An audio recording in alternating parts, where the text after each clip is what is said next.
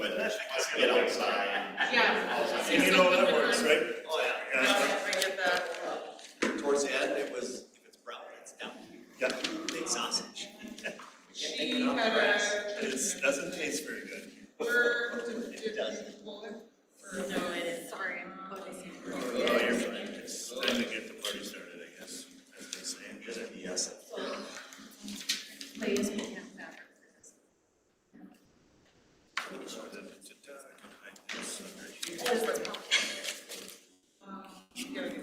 That's what I said. All right, 6 o'clock, let's call this meeting to order. Please stand for the pledge.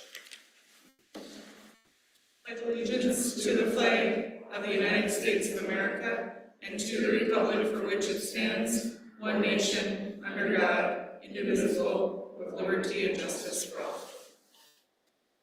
All right, also going to read our mission statement in partnerships with the communities. The mission of the North Glenwood Felton School District is to educate individuals in an environment of trust and respect so they become self-directed, responsible, lifelong learners. All right, roll call. Nicole will be absent tonight and David is coming in. He said he's going to be a little bit late, so we'll just note when he comes in. Others present, we have our Superintendent Hunstead and we have our Guru Tech, John Jacobson, here today. So thanks for being here, John. And our favorite gal, thank you for always being here. Any changes to the agenda? There are no changes. No change to the agenda. Do we have a motion? So moved. I got Brittany. Amy, you want a second? Second. All those in favor say aye. Aye. Opposed? Motion carries. Public comments, rebel recognition. I don't think we have any public comments, but our boys football team's on a roll, so that's very exciting. Back to back to the Bings, so we're happy about that. I should shout out too, when we had our district leadership team meeting, Leanne Gifford, who is our middle school Knowledge Bowl coach, shared with us that morning that I think they went and there was 12 teams and they brought 4 or 5 teams and they got first, second, maybe third, and yeah. Oh, wow. So she's worried they might not get invited to other events because when they go to other events, they always they're doing very well. She said, they're just doing great, they have great kids, and so shout out to them. Awesome. Yep. Play this weekend? Okay. And the play this weekend, yep, that's Thursday, Friday, Saturday, and Sunday. Sunday is a matinee, I think, at 2. Okay. So, yep. The Veterans Day program was awesome. That was last week in the elementary, so that was very cool. Well attended. High school choir, band, color NHS. guard, NHS, Boy Scouts. Very cool song by all the elementary kids. It was a good program. Yeah, it was very well attended, yeah. That's great. Yes, and a shout out to the, yesterday at the VA, the National Honor Society came and saw the veterans on CLC. So I saw the VA posted that on our bulletin, so working there, it's always cool when I saw Doris Glenn Felton. I didn't know the kids were here, and Yeah, they that's shared a bunch awesome. of great pictures of them, Yeah. yeah. Not that anybody cares, but I'm not dressed very well today. I was at an MRA conference, and today was Wear Your School Colors Day, and casual, so I'm casual, and I came right from there to here, so I just have a sweatshirt, and yeah, anyway. Awesome. If anybody's looking like, I don't look like David tonight. Conference. Yeah. I don't normally dress like this. I was gonna say, gosh, we got a suit tonight. We're really looking good. And the Special Olympics Unified Bowling is tomorrow.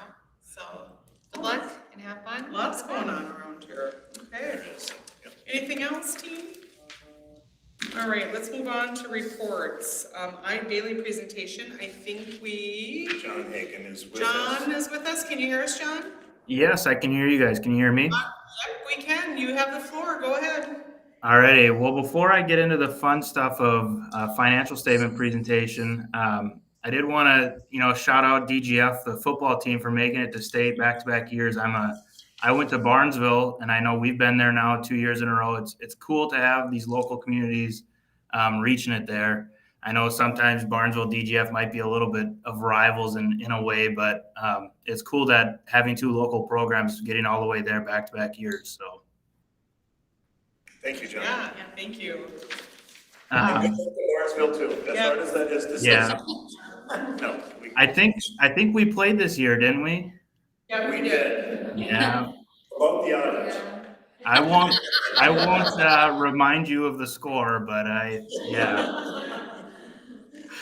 Well, with that, thank you guys for having me. Again, my name is John Hagan. I've been with Eide Bailly for just about 9 years now. And pretty much the whole time I've worked in the governmental industry. So I work on school districts, cities, public utilities, some county work. So pretty much everything under the governmental sector. So tonight we'll be going over the executive summary, which is kind of a condensed version of the financial statements. Every year, the governmental accounting standards get longer, a little bit harder and less user-friendly. So we like to present this executive summary just to kind of have comparative numbers from previous years, kind of show you guys trends and kind of just summarize what you need to know and why it's important. So with that, we will hop right in. And I guess before I get too far, I should say that the financial statements are still technically in draft version, meaning the numbers are not 100% finalized. We by no means expect any numbers to change at this point, and we are expecting to finalize tomorrow. There's just a few housekeeping items that we weren't able to do the last day or two. So we are officially in that draft format, and tomorrow we will finalize. So that is officially where we're at right now. But with that, we'll hop right into the audit results and finding. So the very end goal of every single audit is to issue an audit opinion. So what does that mean? Well, management is responsible for three things: that the financial statements are prepared in accordance with proper accounting standards, which is GAAP, and that they are presented fairly and that they contain no material misstatements. So we as auditors, we come out every single year and through a series of tests and procedures, we ultimately issue an audit opinion. So this year's audit opinion was an unmodified opinion, which just means a clean bill of health. So effectively exactly what you're looking for from a financial statement audit. On top of the financial statement audit, we do a separate set of audit procedures centered specifically around the federal funding. This is required by federal guidelines anytime an entity expends more than $750,000 in a fiscal year. The district, because of your guys' size, is pretty much always going to be over that, especially with all this additional COVID funding. And in 2023 came in at just under $2 million. So we come out and we test different buckets or federal programs associated with that $2 million in expenditures. And we give an opinion over each federal program that we test. So the two programs that we tested this year were ESSER and Child Nutrition Cluster. We do issue an opinion over each federal program individually. So ESSER received an unmodified or that clean bill of health, and Child Nutrition did receive an adverse opinion. So what that means is, we'll go into it a little bit more in depth on the next page, but we have different compliance areas that we're required to test, and depending on how the results of those different compliance areas within that specific child nutrition cluster, we were unfortunately required to issue an adverse opinion. So a little bit more background on that. I'm going to kind of skip that top section here for the findings now and go straight into the federal awards. So you'll see there are three specific findings associated with the child nutrition cluster. The first one being over the activities allowed and allowable costs. So this is effectively all of the stuff that the district is spending child nutrition cluster money over. I'm just going to say food service from here on out, just that they're interchangeable, but food service is a little bit more common tongue. So food service expenditures, whether that be for payroll or direct costs for the program, specifically relating to payroll, we were unable to receive support over specific payroll-related transactions, which then issues finding number one. Finding number two, similarly for eligibility, individuals or families filling out program forms. I know there's a specific word, it's drawn a blank now, but the forms required to meet the eligibility requirements of the food service program, we were unable to receive support for a handful of those. And then thirdly, very similar, there is a special test that's called verification over specific eligibility. It's a separate program requirement, and we were unable to receive support for that as well. So that is kind of summarized version of those 3 findings, but ultimately leads to our adverse opinion over that. Now, I know there's some specific reasoning in talking with Shannon. There was some turnover in the food service director where that mixed in with moving throughout the district project and stuff like that, probably combined for the reasoning on why some of that support wasn't able to be located. But ultimately, from an audit standpoint, does require us to issue these findings and ultimately that adverse opinion. So that kind of summarizes that. Before I move on, does anyone have any specific questions over that? Just because I know I kind of sped through it. Some of it's pretty technical language. But from an initial standpoint, does anyone have any questions? Not hearing any right now, John. Okay. So then I'll hop backwards up to the financial statement findings. So the first one, I'll kind of pair the first 2, preparation of financial statements and material journal entries. These kind of go hand in hand. So we as auditors, we are asked to prepare the financial statements. And with that, we do propose a handful of journal entries to get the numbers where they need to be effectively for year end. Very common findings for districts of your guys' size. Pretty much have those on every single district I work on, and something that you guys have gotten in the past as well. Similarly, the third finding is segregation of duties. So not having enough eyeballs or hands on everything to properly make sure all of the receipting and disbursements, journal entry activity, all of that has enough bodies and stuff. Doesn't necessarily mean that you guys are doing anything wrong with what you have in place. Just means it's probably not cost effective for the district to go out and hire 2, 3, 4 more people within that finance office to properly get duties all segregated appropriately. So again, something very common we see in districts of your guys' size, and also something that you guys have gotten in the past. The fourth financial statement finding was improper retention of payroll documentation, and that derived directly from those federal testing. Unfortunately, it kind of spills over a little bit into the separate requirements of the financial statements, in that payroll documentation not being retained is impacted there as well. And then to the bottom of the findings page here, we have Minnesota legal compliance. This is a separate area also required by the state of Minnesota that we look over for audit purposes, and there were no findings associated with that.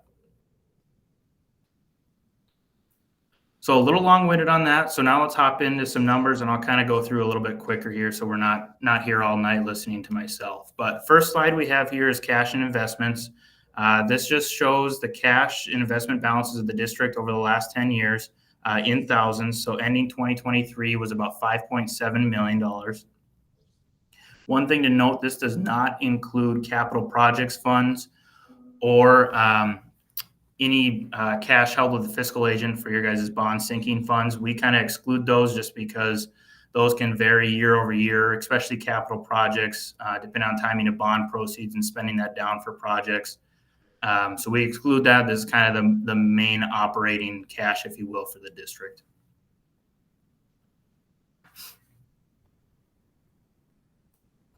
The next handful of slides will be discussing the general fund specifically as the main operating fund of the district. But before we do that, here's a quick slide for the ADM served. Obviously, you guys know that ADMs is a very significant driver of district expenditures, but also state and general aid being received from the state. So overall, pretty consistent over the last 10 years or so.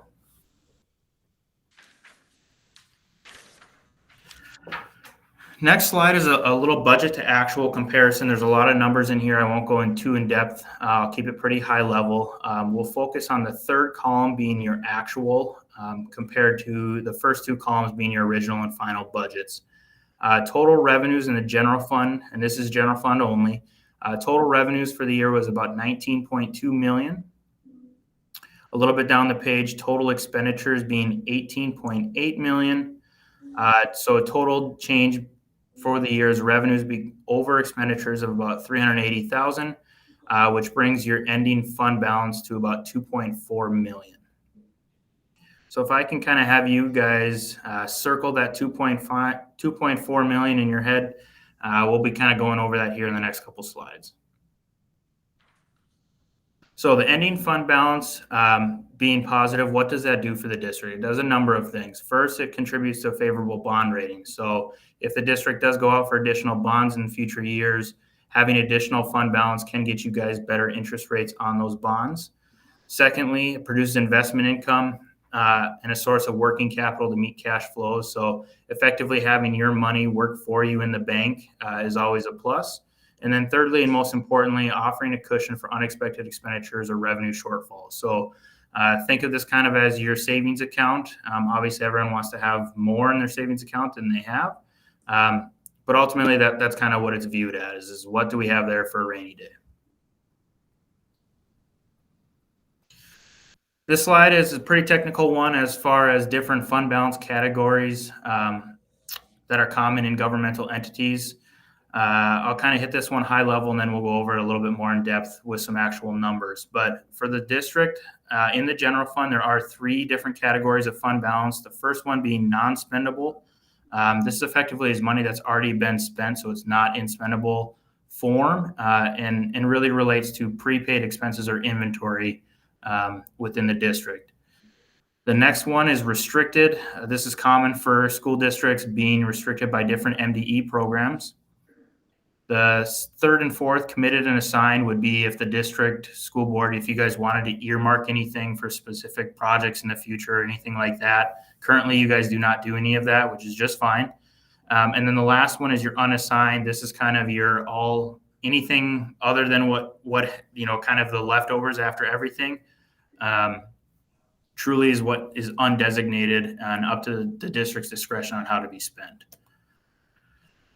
So similar information, just with some a little bit numbers here. Again, that 2.4 that we circled a while back, this last column here does represent the breakout of that 2.4. First row we have is that non-spendable or prepaid format. The next 6 or 7 here will lump together for different restrictions for MDE programs. And that last kind of everything else bucket is your unassigned, unencumbered funds of $845,000 for the year. So now we'll circle that 845 and cover that here in the next couple slides. Well, I got a little bit ahead of myself. So this is a similar information, just with comparative purposes over the last 10 years, showing the different breakouts, as well as the overall general fund balance coming in about that 2.4 million. So I'll just kind of let you guys take that in for the last 10-year comparison here.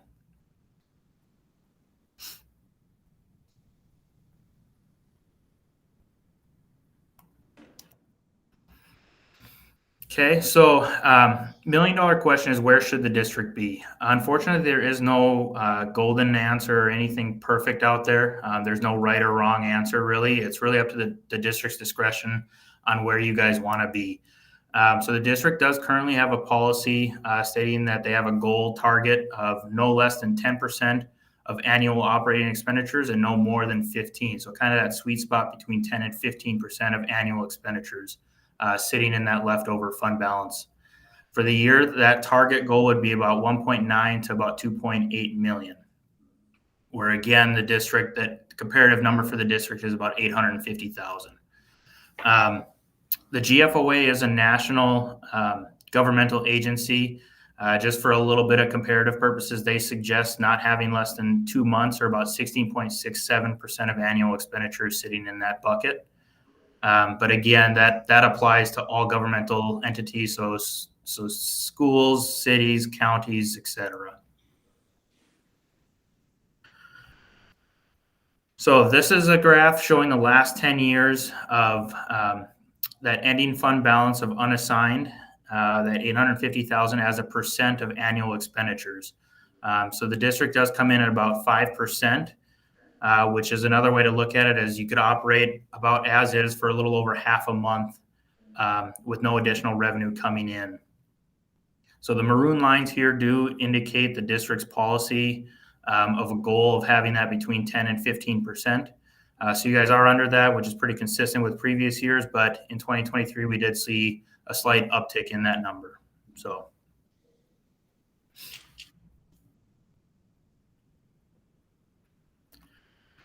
So that does kind of end my spiel over the general fund specific. Before I get off tonight, I'll quickly touch base on two other of the operating funds for the district. First one being the community service.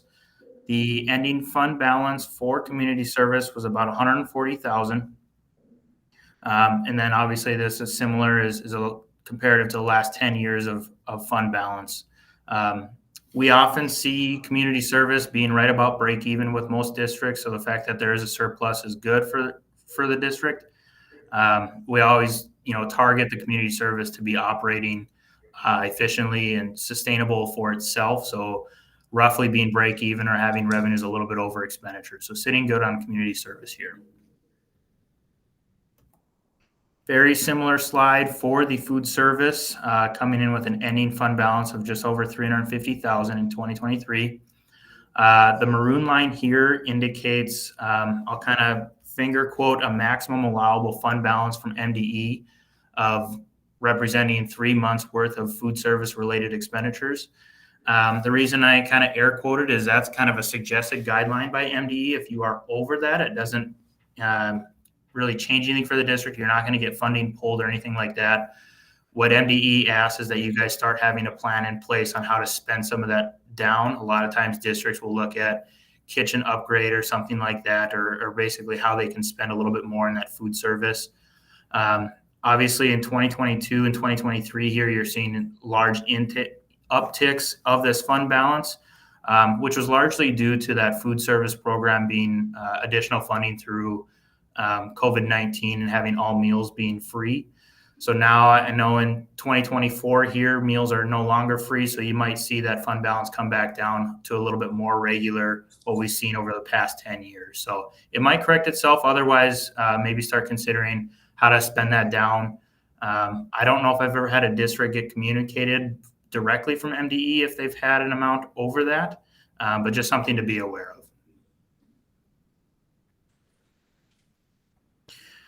And then quickly, before I go tonight, is just more of an FYI. There is a Inflation Reduction Act, simplified as IRA of 2022, which is an energy tax program, which is a little bit unusual for governmental entities, obviously, because you guys don't pay taxes. But this was a change in legislation that allows governments to benefit from this effectively now. So if there are additional construction projects that the district might be going on in the future, reach out to us and we can provide some more information on this. But there can be significant dollar savings anytime there's a project or anything of that nature going on relating to energy efficiencies within that project. And then lastly, ongoing communication. iBailey, just keep in mind, we do have online publications, webinars, access to specialists. I always say that, I definitely probably, I don't necessarily know every answer, but if I don't, I know there's somebody at iBailey that can at least guide us in the right direction. So don't be afraid to reach out to us throughout the year with any questions you guys might have. So before I go tonight, I just want to open it back up to the room and see if there's any additional questions. I know I kind of sped through some of those areas, but if anyone has any clarification or additional items they want me to go through, feel free to let me know.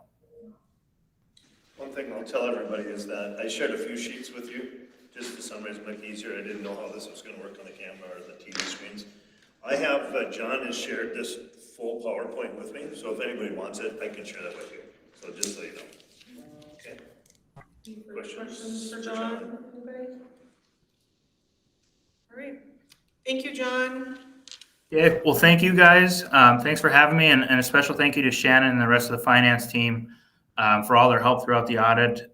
We don't necessarily make their lives easy because we're bombarding them with questions and requests on top of their day-to-day stuff, and they always make very easy to work with and make our lives pretty easy. So thank you guys for that, and then have a good night. And if there are any additional questions, feel free to relay those through Shannon. We'll get you a response right away. So thank you guys. Take care. Thank you. Thank you. Let's move on to board committee reports. Facilities Transportation Committee. We had a meeting, it feels like a long time ago, on October 23rd. Not much on the agenda, but we did discuss the sidewalks that were poured, between the parking lot and the school, which will be nice in the winter. But Minko, it rained shortly after they poured them, so Minko came back and redid them. Because there were some irregularities in the concrete with that. And then we discussed, Carrie Westgard wanting to do an outdoor classroom for her students. And I think we talked about it being by the football field there. Yeah, we're kind of towards the practice field area and kind of where Comstock had all their equipment and all that. Kind of over there where that other gate is in the northeast corner of the Yeah. football field. Yeah. Just a really cool opportunity that she's willing to do with our kids and. Would that start this spring, is she thinking? Yep, she's getting everything. Soil Water Conservation is working with her. She's got some grant money also that she's gonna use towards it, so it's gonna be completely pretty much covered and paid for. And the plan is this spring. She was a little worried about the snow removal, so we talked about trying to make sure we shift all the snow to the north and around this area, so that in the spring, they can get in there sooner than later, so. Okay. Awesome, that's a great opportunity for our kids. Any questions for facility transportation? All right, let's move on to DLT committee. Yep, we met just last week and talked about the different course offerings. And what I found most helpful was hearing from the students on how they felt DGF was in, they think it was, you know, a good amount to choose from and the variety and that sort of thing. I found that to be interesting. And I guess talking about the different curriculum, we're also meeting tomorrow night. The advisory meeting is tomorrow at like 5, and so I think that'll be helpful at least, and then going into the next DLT meeting. And I know I had to leave before it was over, so I don't know if there was anything else that was discussed that I think we just talked about priority 2 a little bit after the course offerings, okay. but it didn't last much longer than. Yeah, so at each district leadership team meeting going forward, we did priority 1 the last time. This was priority 2, which was our student opportunities. And it was, so yeah, electives, we talked about our ALP edition this year, we talked about those types of things. Brittany is our new curriculum director and how that's working and how we're doing things on purpose, I guess, as far as our curriculum and direction, so yeah. Any questions for DLT committee members? All right, we'll move on to personnel committee. I'll let David. So we met with the certified staff, the teachers union, and we got to a tentative agreement. I think Shannon shared that with everyone. Sort of basis of that, one of our goals was to increase health insurance payments or benefits, and we're able to do that in the proposal, as well as reduce some of the incentive for people to not take health insurance, which is sort of the cafeteria payment that if you don't take health insurance, you're able to get this additional, or this other money. And so a lot of folks have not taken health insurance. So our goal has been to try to build up the health insurance plan and get more people on that, and we'll see if that's successful. We've increased the amount to $15,000 for family. Hopefully that helps.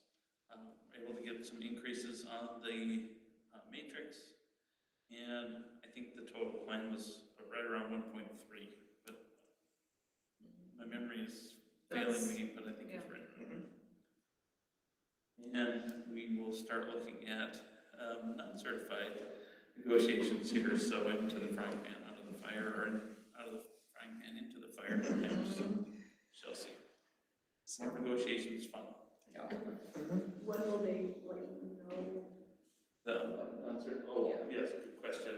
So they have to take it to their group and propose it and vote on it, and haven't heard anything. I did visit with Leanne, and she visited with Kelly, and it sounds like they're gonna get the information out, they're gonna have their vote, and felt that by their November 27th meeting that we should have it here at the board to approve or, so.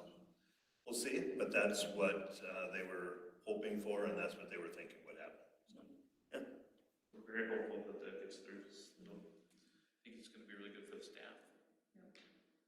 Health insurance was just, like David said, was a huge thing for us. We want to make sure that we have a good healthcare option here for our families that choose to take it and get better readings, and we don't want a peak incident like we had a couple of years ago. We want to have a healthy policy for our staff. So. Okay, let's move on to 6.3 superintendent report. Yeah, so last few weeks, we've talked about this MSBA conference, so as long as you guys let Brooke know, because she's gonna start scheduling hotel rooms and whatnot, and make sure that we're all in line for those that are able to make it, again, January 11th and 12th, so make sure you have that communication, and I think if you don't tell her today, you might be sleeping in your car. No, anyway, but we really want to know tonight if you can make a decision about it. And I think I shared that in my weekly update with you last week. Greater Education Summit review, actually, so this was me not saying it the right way. It was an entrepreneur, it's M-State had it, Greater Entrepreneur Summit. I attended it at M-State in Moorhead. My weeks are mumbo jumbo, I'm sorry. So early last week, I think it was, just a great event to make us think about how we operate our high schools, how we meet the needs of our businesses and communities and the needs they have as far as employees. And are we educating our kids in the proper manner to support those businesses? Are they going to leave us and be able to work, like right now, 68% of the jobs that are available in our region don't require anything beyond high school. So we have in our kids right now at DGF, more than 68%, or I'm sorry, more than what, 32% are going to college and secondary, or at least going to a trade school. But if they're not, are they ready? Are they going to work? Do they have the skills? And as our classes that we offer, are we providing what we should be providing so they can be successful? Obviously, going on to college, we need them to be ready and prepared for that. Going on to a two-year school like M-State, are they? So it was just really interesting to hear from all the entrepreneurs and business owners, because that's who really did all the speaking and all the breakout sessions, and kind of talking to school officials saying, here's what we need in manufacturing. Here's what we need, in these different regional opportunities for our kids. So it made you pause and think about, we need 4 years because the state requires it. You need 4 years of English. You need 3 years of math. You need this many years of that. Okay, is there another way to get an English credit? Can I go to the workplace and gain English credit instead of sitting in a classroom getting an English credit? Is there other ways to fulfill the standards set by the state and get some more work experience? So, yeah, we're going to have to start thinking a little bit that way, I think, to meet the needs of our students and obviously support our community in what they need. So, yeah, it was just really enlightening to hear the other side, right? The people that are in the trenches that are making a living with their businesses and what do they need. So it was just, I got pages of notes all with that. The next one I have on there is the USR, Fall Meeting and Retreat. This is the Cass Clay Unified, response team, forget the S, service response team, I think. Anyway, the meeting is all about connecting our school districts with our law enforcement. It's SROs, the meeting is West Fargo. So it had all the deputies from Clay County, Cass County, it had Fargo Police, Moorhead Police, and it's really a response team, right? If there was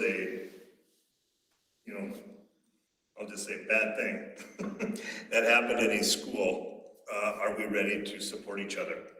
And it was really nice to hear the Fargo, the Moorhead, the Clay County, and talk about how they can help each other if a crisis were to happen, right? And so they want to have, and there are a lot of principals there, and so we talked moving forward with our admin team that we always have somebody at that meeting. They're reviewing their flip charts and how things are gonna get processed and taken care of and how supports can respond quicker. So it's just a really important meeting. And they said it kind of fell by the wayside here with COVID and other things. They just haven't connected. So it's kind of to rejuvenate that group, which is very important for us, obviously. Next one is, last week, met with MSEA Union, a little meet and confer, great meeting, and I think I shared that in my weekly update with you guys as well. We did talk about negotiations starting probably in February. Our open enrollment for our health insurance benefits is in early May, and we'd like to have that contract settled before then. So when they go into open enrollment, they know what they have for a benefit, they know what they should sign up for, and they can make a better educated decision regarding their benefits. They were very open to that. They're excited about that. And some of the things that we worked through with our conversations were very minimal, and it was a very upbeat meeting. It was just, so that was good. So my schedule this week, this is a goofy week. As I drove in this afternoon from my MREA conference, a lot to share about that in the future too. It was a very good conference. MREA does a great job of advocating for rural schools and their program and what they do at this summit and or conference is outstanding. So I got a bunch of things if you want to ask me later about it. But I'm here tonight, obviously. Tomorrow I'll be at work, and Thursday morning I head to the state capitol with the policy fellowship group. And I have a schedule here that, so tomorrow Thursday at 1 o'clock, we tour the Humboldt High School. That's in St. Paul. We meet with their principal. That afternoon, we meet at 2 o'clock. We meet with their superintendent. He was the Minnesota Superintendent of the Year. Meet with him and discuss some things with him. At 5:30 on Thursday night, we meet with the Wilder Foundation. And we look inside Minnesota's demographics, which I heard a lot about at the MREA conference too. There's just not a lot of people out there for jobs, and of course, teachers shortage is the same. And then Friday, I have a full day at the Capitol, and so I have a schedule if you'd like to see. Starts at 9 in the morning, and we finish up Friday afternoon at 2 at the Capitol. So just touching base with a lot of people about school policy and opportunities for us to bend their ear a little bit and shortfalls that we have and whatnot. So I will be here on tomorrow, and then I'll be out again Thursday, Friday. I'll be back, and then Saturday back to the cities to watch some football, I guess. So yeah, there we go. Questions for me? Is anybody else going with you to the conference? Actually, Scott Mattson, he's the director of Lake Agassiz Special Ed. Him and I are riding down together. I'm sorry, I was just wondering if like Mary Ann was going with you. to the cities? Yeah. If there's any other details. No, this is that group that I'm a part of, that policy federation for the region. Are you talking MREA conference? I'm sorry. The one that you're going to Thursday, Friday. Yeah, that's just that group from Lakes Country that I was asked to be a part of. And it's that policy group that we went to Washington DC with, and now this is the state capitol trip. Yeah, so, no, that's good. Anything else? The fellow from St. Bailey mentioned. John. John, school lunches are not going to be They're going to be free. in 2024. Yes, Okay. yeah. I think he was thinking through the COVID time, and now the COVID's time is over, but no, school meals will continue to be free. There's a lot of discussion out there. But, yeah, I don't think that will change at this time. Quite confident, actually, so.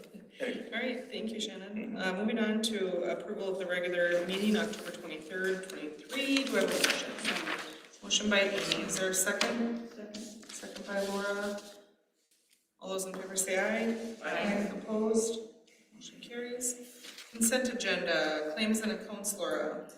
$256,180.23. Also included in your packet is your monthly budget report, approving the donation from Wayne Longbella in the amount of $800 for DGF Robotics. Approve the donation from Roasted Rail of sweatshirts and t-shirts for middle school PBIS. Approve the donation from Optimal Chiropractic of golf prizes for the DGF Boys Golf. Do we have a motion? I got David. Brittany, you want a second? I'll second, yeah. Any questions or discussion? Hearing no questions or discussion, all those in favor say aye. Aye. Opposed? Motion carries. 9.1, this is new and unfinished business, is their policies. This is to approve the first reading of the following policies. 209, Code of Ethics, 210, Conflict of Interest, 211, Criminal or Civil Action Against School District, School Board Member, Employer, Student, 212, School Board Development, 213, School Board Committees, 214, Out-of-State Travel by School Board Members, 301, School District Administration, and 302, Superintendent. Do we have a motion? Motion by David, is there a second? Second. Was it Micah or you? It was me. Brittany? I thought it came from that way. I echoed all the way around. Exactly in here. All right, any questions or discussion? Again, this is the first reading. And we do have a policy committee meeting right after the board meeting, so we'll discuss these more in depth. All right, all those in favor? Aye? Aye. Opposed? Motion carries. All right, 9.2 is FY '23 audit. Do we have a motion? So moved. Motion by Micah, is there a second? Second by Amy. Any questions or discussion? All those in favor say aye. Opposed? Motion carries. 9.3, this is a non-certified contract for Ron Bunter, Transportation Class 2, Step 3, effective October 30th, 2023. Do we have a motion? Motion by David, is there a second? Second. Second by Brittany. Any questions or discussion? Ron has been subbing for us every day since school started. We've had no applications for the position. We're still short, and we said it's not fair to him not to be an employee and get some benefits that he would have if he hasn't missed a day. So that's why we're doing this. So thank you. Okay. All right, all those in favor say aye. Aye. Opposed? Motion carries. Well, it's very nice of them to help out. Very much. For sure. 9.4, this is non-certified contract for Chelsea Hildy, paraprofessional, class 2, step 8, effective November 6th, 23. Do we have a motion? So motion by Amy, is there a second? Second. Second by Brittany. Any questions or discussion? She will be here 3 days a week. Okay. Glendon site then? Or Yes, wherever yep, needed? yep, nope, she's at the Glendon site. She's at the middle school, I believe. Okay. Yep. All right, all those in favor say aye. Aye. Opposed? Motion carries. 9.5, this is a confidential contract for Stephanie Walter, interventionist, effective November 14th, 23. Do we have a motion? Motion by Laura, is there a second? Second. Second by Micah. Any questions or discussion? Stephanie is a retired teacher, and she is gonna come and help us 3 days a week as well as an interventionist. So, Where? and middle school, Okay. we're short, it was, Donald Berg's position. We finally got somebody, so Stephanie's very excited to help. And the 3 days is gonna be just about what our other interventionists, our retired interventionists do. So Okay, it's good, we really were happy to get her. that's wonderful. All right, all those in favor say aye. Aye. Opposed? Motion carries. 9.6 is the non-certified contract for Cindy Flores, food service class 1, step 5, effective November 13th. Do we have a motion?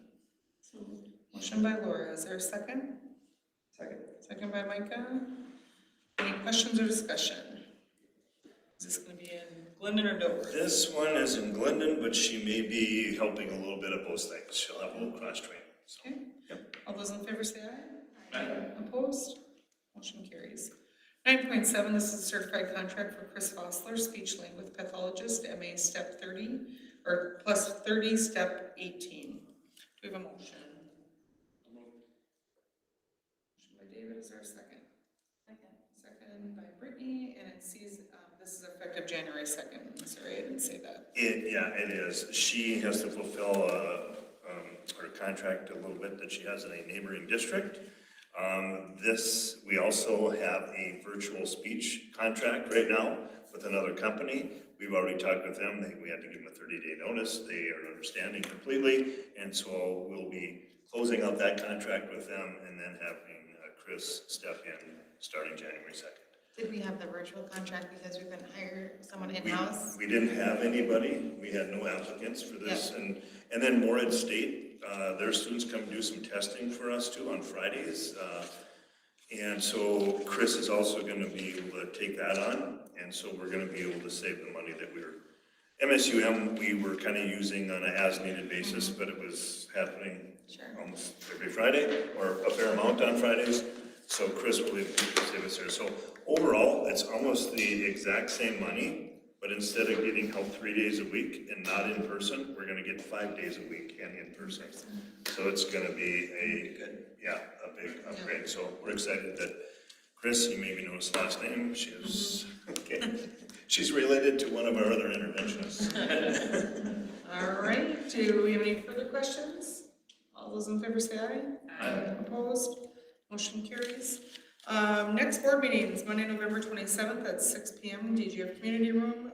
Following the meeting is the Budget Committee. Anything else, team? All right, I think we're good. 6:45, meeting's adjourned.